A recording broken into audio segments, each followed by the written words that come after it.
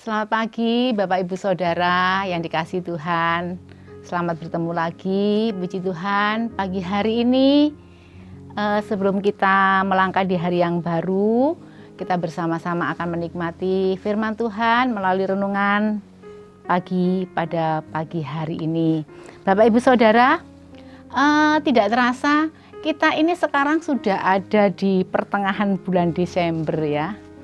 Kalau sudah ada di pertengahan bulan Desember, kita semua merasakan ini biasanya sudah bau-bau Natal, ya, berbau Natal. Dan selain itu, kalau saya pribadi, kalau sudah ada pada bulan Desember, saya jadi ingat bahwa sebentar lagi pasti tahun ini akan berakhir untuk memasuki tahun yang baru 2021. Kita bersyukur sama Tuhan kalau sampai pada pagi hari ini Tuhan masih memelihara hidup kita. Tuhan masih menyertai kita di tengah-tengah situasi pandemi yang masih sangat mengkhawatirkan. Tapi kita sebagai anak Tuhan, kita bersyukur penyertaan Tuhan begitu ajaib buat hidup kita. Bapak Ibu Saudara, kalau dalam suasana Natal seperti ini, jadi teringat anak-anak ya. Anak-anak pelnap, anak-anak sekolah minggu, wah biasanya yang mereka pikirkan apa? Mau Natal, mau dapat hadiah.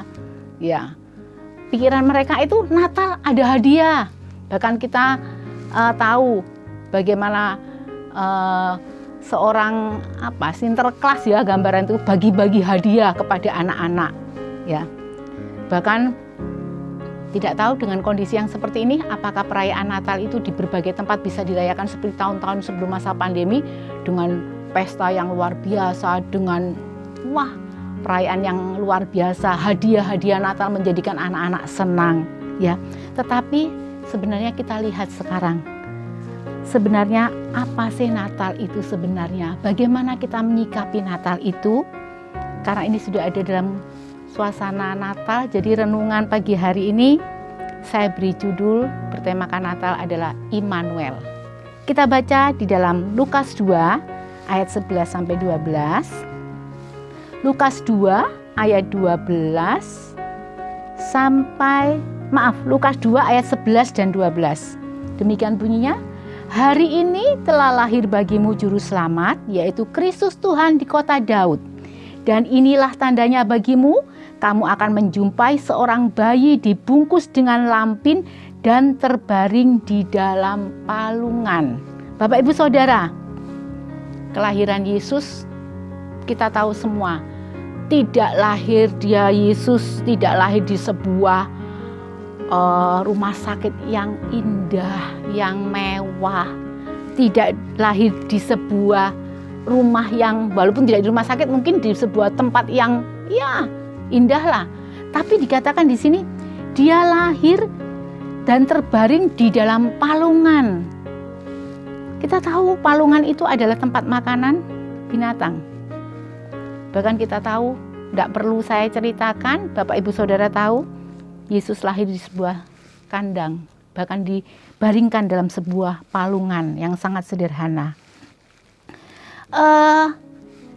Dari ayat ini kita bisa melihat bahwa kesederhanaan kelahiran Yesus itu menggambarkan satu kesederhanaan. Walaupun dia turun dari sorga, tapi dia lahir di sebuah palungan, sebuah kandang binatang. Dan berita pertama kali disampaikan kepada siapa? Kepada gembala. Gembala apakah orang yang ya? Gembala juga satu pekerjaan mungkin yang dianggap sederhana. Kalau 2 minggu yang lalu seorang petani, saya ingat saya jadi seorang petani. Ya, sekarang seorang gembala, dia juga satu profesi yang sangat sederhana. Tetapi berita tentang kelahiran Yesus itu yang dia lahir di sebuah palungan, di tempat yang sangat sederhana, diberitakan kepada gembala-gembala. Bapak Ibu bisa baca ya seterusnya ayat ini, bagaimana gembala bersukacita. Kelahiran Yesus ini dengan segala kesederhanaannya memberikan satu sukacita. Yang pertama itu, kelahiran Yesus dengan segala kesederhanaannya memberikan satu sukacita. berita sukacita yang luar biasa. Selain itu, kelahiran Yesus kita baca di dalam Matius 1 ayat 23. Matius 1 ayat 23, demikian bunyi firman Tuhan. Maaf ya, Matius 1 ayat 23. Demikian bunyi firman Tuhan, sesungguhnya anak darah itu akan mengandung dan melahirkan seorang anak laki-laki, dan mereka akan menamakan dia Immanuel, yang berarti Allah menyertai kita. Amin. Kelahiran Yesus dikatakan bayi yang lahir, yaitu Yesus, beri nama dia Immanuel, yang artinya apa? Allah menyertai kita. Kita ada sampai pada hari ini. Tidak terasa, mungkin beberapa minggu lagi kita ada di pertengahan minggu bulan Desember, kita akan melewati tahun 2020. Mulai Maret kita masuk dalam masa pandemi. Kesulitan mencekam, ketakutan, cemas tidak hanya terjadi kepada orang-orang yang tidak kenal Tuhan, tapi orang percaya pun, anak-anak Tuhan pun ada rasa takut, gelisah, cemas menghadapi pandemi yang belum berakhir. Bahkan kita akan melewati sepertinya tetap dalam masa seperti ini untuk menghadapi tahun 2021. Tetapi kelahiran Yesus, berita tentang kelahiran Yesus menyatakan dia lahir dan beri nama dia Immanuel, yang berarti apa? Allah menyertai kita. Amin. Saya pribadi merasakan penyertaan Tuhan yang begitu ajaib.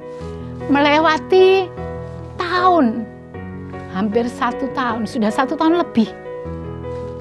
Saya harus kehilangan suami yang dipanggil ke sorga. Tapi Tuhan Yesus itu begitu ajaib, penyertaannya itu begitu sempurna di tengah-tengah keadaan seperti ini. Dan inilah Natal. Natal itu adalah kesederhanaan yang memberikan sukacita. Dan Natal itu juga adalah penyertaan Tuhan yang sempurna buat kehidupan kita. Bapak, Ibu, Saudara, kita tahu bahwa kita tidak perlu takut menghadapi segala sesuatu. Tadi sudah saya singgung, yang menghadapi masa depan. Kita tidak tahu apa yang akan terjadi pada tahun 2021. Tetapi kita mau baca di dalam Amsal 31 ayat 25. Amsal 31 ayat 25. Demikian bunyi firman Tuhan. Pakaiannya adalah kekuatan dan kemuliaan. Ia tertawa tentang hari depan. Amsal ini, perikopnya ini adalah Amsal-amsal untuk Lemuel dari ibunya. Ini adalah Amsal gambaran seorang istri yang bijaksana, ya. Tapi kenapa saya ingin juga membaca ayat ini, dan dikatakan Amsal 31 ayat 25. Ini digambarkan seorang istri yang bijaksana itu pakaiannya adalah kekuatan dan kemuliaan. Ia tertawa tentang hari depan. Istri itu seorang wanita. Kita sebagai anak Tuhan, gereja Tuhan adalah gambaran seorang wanita. Mempelai wanita Kristus. Mempelai wanita Kristus. Nah, kita pun akan menjadi gereja Tuhan, anak-anak Tuhan yang dikatakan berpakaian kekuatan dan kemuliaan, dan tertawa tentang hari depan. Karena apa? Karena ada penyertaan Tuhan yang begitu sempurna. Tertawa tentang hari depan ini adalah bicara tentang sikap iman dalam menghadapi hari esok. Jadi ini bukan hanya, Amsal ini bukan hanya ditujukan kepada istri, tetapi suami, orang tua, orang laki, anak-anak muda, pria, wanita. Karena kita tadi bisa katakan gereja itu gambaran wanita. Gereja itu gambaran wanita, dan kita adalah wanita Kristus. mempelai Kristus, harus menjadi seorang yang bijaksana. Katakan, pakainya adalah kekuatan. Tertawa tentang hari depan. Ini adalah sikap iman dalam menghadapi hari esok. Tidak perlu cemas, tidak perlu khawatir, tidak perlu gundah. Hadapi hari esok dengan sukacita. Karena Yesus datang dalam kesederhanaannya, Dia datang dengan memberi sukacita. Hadapi hari depan dengan tertawa, dengan penuh sukacita. Karena ada Yesus, iman kita. Kemudian dikatakan pakaiannya ada kekuatan dan kemuliaan. Orang yang beriman berjalan dalam kekuatan Tuhan dan hidup dalam kemuliaan kebenaran firman Tuhan. Tidak usah baca dalam Matius 6 ayat 33 sampai 34, ayat yang mungkin hafalan dari kita semuanya. Jangan kamu khawatir menghadapi apapun juga. Cari kerajaan Allah. Orang yang hidup dalam kebenaran akan hidup dalam kehormatan dan kemuliaan di dalam pertolongan Roh Kudus. Amin. Bapak Ibu Saudara, orang yang hidup dalam Tuhan akan bersukacita dalam menghadapi masa depan. Dia tidak perlu takut. Yesus datang dengan segala kesederhanaan. Tadi Dia datang dibungkus dalam kain lampin, dibaringkan di palungan, diberitakan kepada gembala-gembala yang sederhana. Gembala bersukacita mendengar kedatangan kelahiran Yesus. Yesus datang dengan kesederhanaan yang membawa berita sukacita kepada seluruh umat manusia. Dan Yesus datang, Dia menyatakan bahwa Dia akan menyertai kita mengakhiri tahun 2020, menghadapi tahun 2021. Yesus datang, dan kalau tahun berganti tahun akan berarti pertanda bahwa kedatangan Yesus itu sudah sangat dekat. Dia sebagai mempelai pria surga akan datang sebagai mempelai wanita. Jadilah wanita yang bijaksana seperti Amsal tadi. Dia datang untuk menjemput kita sebagai mempelai wanita surga. Kita akan tetap kuat di dalam kebenaran firman Tuhan sebagai seorang gereja yang berpakaian kekuatan dan kemuliaan.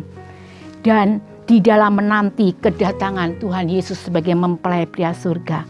Percaya apapun yang terjadi hari-hari ini, pakai pakaian kekuatan firman Tuhan. Dia yang berjanji bahwa Dia akan menyertai kita. Dia datang 2000 tahun yang lalu dengan kesederhanaan. Dia berjanji akan menyertai kita sampai kita bertemu dengan Yesus kalau Dia datang yang kedua kali. Pas dalam Matius 1 tadi dibuka ayat 23 dikatakan Immanuel, Allah yang menyertai. Ditutup juga dalam Matius pasal yang terakhir, Matius 28 ayat hafalan juga ini mungkin ayat yang ke-20 bagian B. Saya katakan bunyi firman Tuhan begini, dan ketahuilah aku Yesus, aku ini Yesus, menyertai kamu senantiasa sampai kepada akhir zaman. Amin. Puji nama Tuhan. Bapak Ibu Saudara, ini renungan firman Tuhan yang menguatkan saya secara pribadi. Apa arti Natal itu?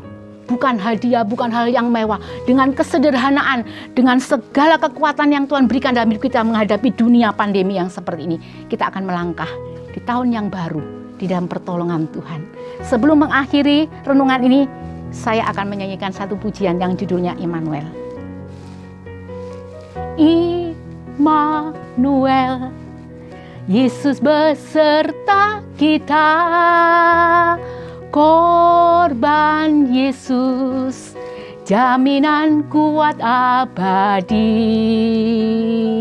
Marilah kita bersorak, pujilah haleluya.